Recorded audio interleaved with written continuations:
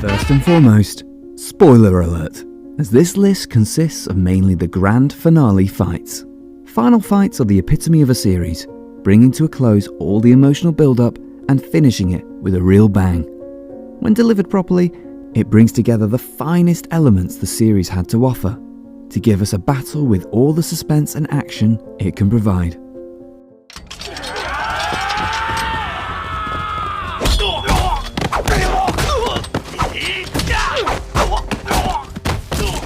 Now that's what you call a rampage. With the strategist gone, his unrestrained raw fighting skill is on full display. The early episodes may have misled many into believing that it's just a light-hearted shonen anime, but that innocence is what makes this finale so much more powerful. A battle between the ultimate swords and the inheritor of the sword that invalidates weaponry. Both crafted by a master seer and alchemist, having a duel to the death for the sake of unrequited love and loss. Even with a fountain of blood everywhere and a body riddled with bullets, he still manages to protect her hair. The accumulation of 7 generations of honing a style has proven to be the deadliest deviant blade of them all.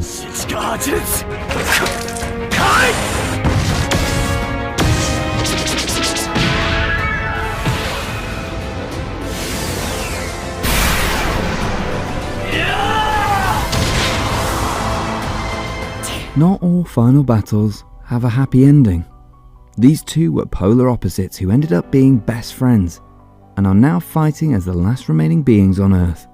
The anime as a whole is designed to tug at heartstrings and make viewers question who the real monsters are, humans or demons. Even this final battle was the result of Satan's love towards his closest friend versus the rage of Akira losing his loved ones. In this world-ending battle, there were times when it almost felt like Akira would win, but they were all just fleeting moments of hope. The tragedy doesn't end there though, as you realise all that fighting was just another punishment to teach Satan how it feels to be human, how it feels to lose something you love, and then to repeat the entire process for eternity.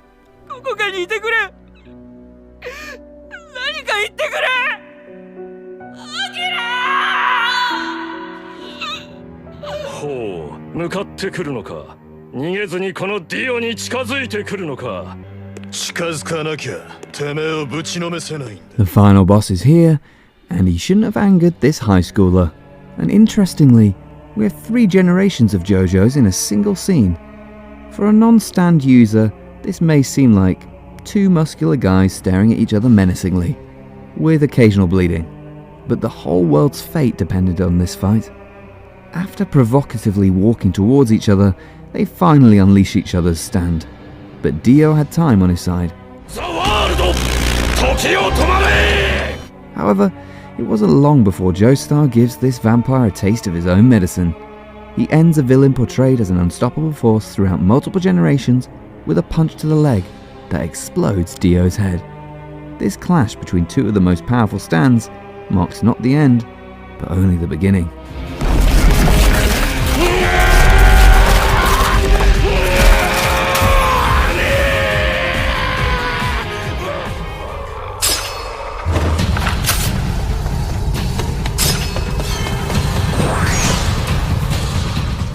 This is their first meeting.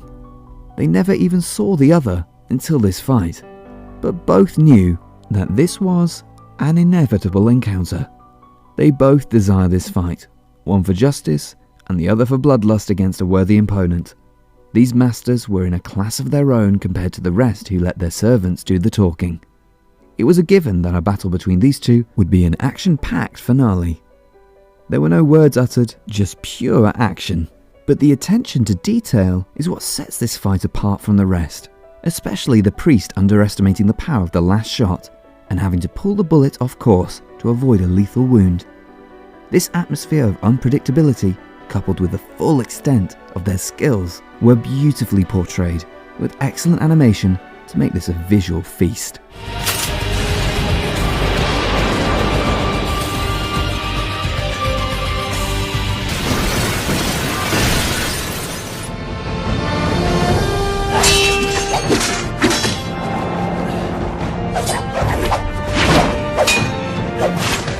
intriguing aspect of this fight is that both combatants are of Western descent and yet appear to be the most honourable fighters in anime about samurais. In other words, a fight between weebs during their visit to Japan. This fight is literally perfect. It doesn't spoon feed you with slow fighting, nor does it overwhelm you with distracting, explosive visuals. It's perfectly choreographed, with ideal pacing, coupled with gorgeous animation and soundtrack to truly showcase a battle between expert samurai. Their movement around the terrain and the use of their surrounding environment to their advantage just adds to this epic package of a fight. One of the finest sword fights in anime history.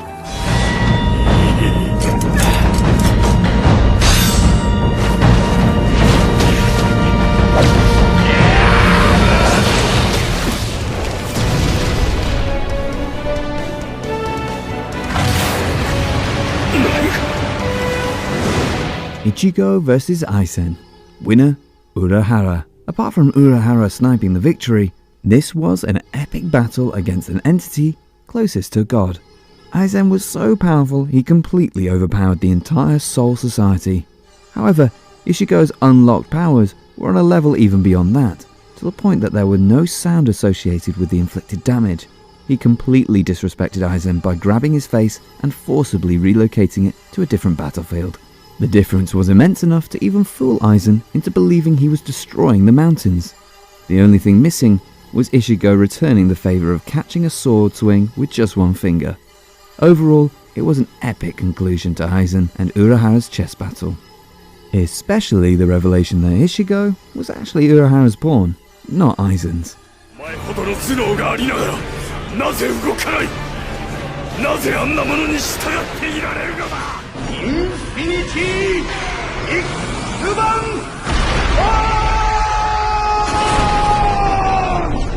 There is exaggeration, there is extreme exaggeration, and then there is Gurren Lagann, that disproved Darwin's theory of evolution. This is probably the grandest finale in this entire list, where countless planets and even galaxies are used for attacks. It was an especially nice touch to have the final form that resembled Kamina's body and Simon's head, reminiscent of the original head and body gunmen combo. There was no real evil in this fight. Both were fighting for their definition of protecting the universe.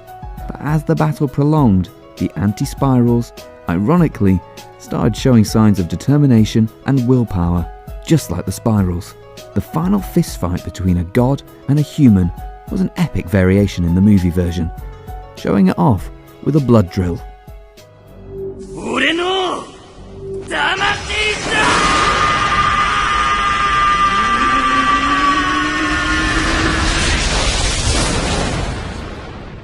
I'm the only one who can kill you and set you free. It was time we came to know what this space cowboy was all about and the mysteries surrounding his flashbacks. With the two having an unexpected past, Spike made sure his last stand was an unforgettable one. The long-standing question of the sword or the bullet finally gets answered in this stunningly choreographed fight sequence. However, the highlight is the story it tells, which makes it almost a piece of art. It's one of the most iconic scenes between friends of yesterday fighting as foes today, becoming the legends of tomorrow. A powerful yet sad finale. However, Spike's tragic past justifies his final moments of freeing himself from these lonesome shackles and ending the show with a bang. Bang.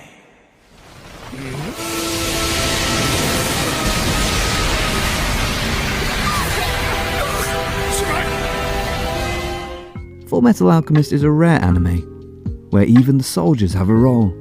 They are not just disposable cannon fodder, they contribute to the fight against powerful foes like the headshot at Father. Having normal characters fight effectively makes the viewers appreciate the true powers of badasses like Roy and Wrath. This finale required every possible ally in existence to take on the Almighty Father. This is what makes this a unique end, as it is not simply the main character becoming overpowered and deals with the final boss alone. A combined effort by the entire cast was necessary to weaken Father to an extent sufficient enough for the main character to deal the finishing blow.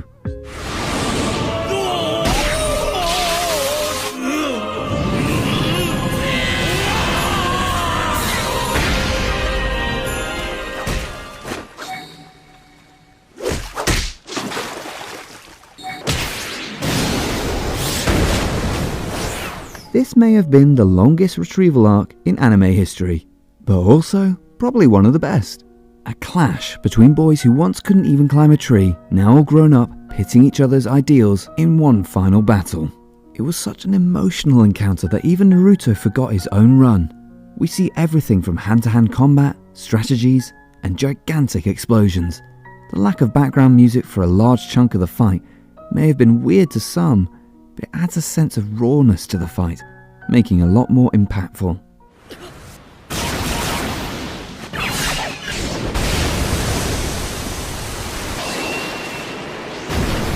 It's not a fight for glory, just two old friends exchanging everything they've got. The ending was an especially satisfying sight.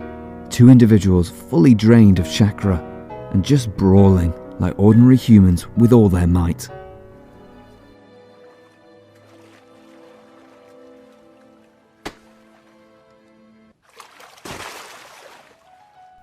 If you enjoyed, huge help in taking this channel to the next level, and remember to subscribe for many more top 10s to come.